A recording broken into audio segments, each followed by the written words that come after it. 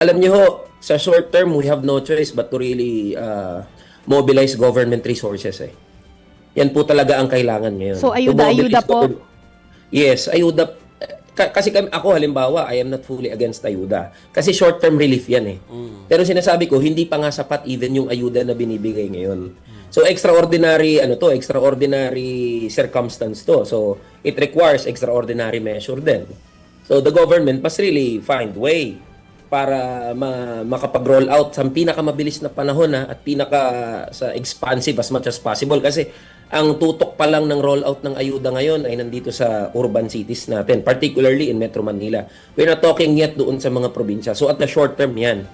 Yung doon po sa mga policy reforms, kasi ang pinaka-problema ho natin ngayon, pag tinignan nyo yung mga bansa sa ASEAN, yung mga kapitbahay ho natin, ang dami na ho na agad nila na ginawang measure eh. Halimbawa, yung mga subsidy doon sa oil para yung any shock doon sa market prices ng oil po pwedeng karguhin ng gobyerno. Ang problema ho kasi sa bansa natin, we have that law, yung oil deregulation law. Ang problema po diyan, ginawang inutil ng batas na yan yung gobyerno natin mismo. So it seems like the government cannot do anything other than say na we are monitoring the prices, we are monitoring this and that, and rolling out yung itong mga interventions such as ayuda. Kaya po yung usapin ng pag-repeal dito sa oil deregulation law, it's a matter of perspective eh. So kung nakikita na grabe yung epekto at tatagal pa itong sigalot sa Middle East, dapat baguhin din yung paradigm, yung pagtingin ng gobyerno doon sa sitwasyon. Kasi wala nga siyang say eh. Ginawang inutil ng batas mismo yung gobyerno eh.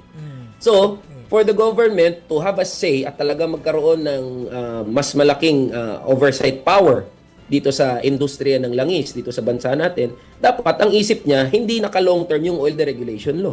Dapat gawin niya of urgent and pressing concern to. That's the idea behind Senate President Tito Soto filing that bill. Because there's no way out. Highly deregulated yung langis natin. So walang say ang gobyerno. Ano nang gagawin natin? So at the immediate term, government must mobilize its resources.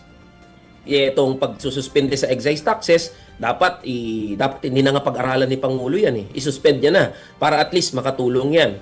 Tapos baka po pwede rin nating pag-usapan yung pagsususpende sa value-added taxes o pagbabawas sa value-added taxes on prime and basic commodities. So yan yung mga nakikita natin na po pwedeng gawin. Can it be done? It can be done. So ang question lang dyan is political will. Ang problema kasi natin, mahirap yan pumasa sa Congress dahil napakalakas ng lobby power ng mga big corporations and big companies in the oil industry. How can we expect na papasayan kung haharangin ka ng big energy players o big oil players? Di ho ba? Yeah. So it boils down sa political will ng Pangulo.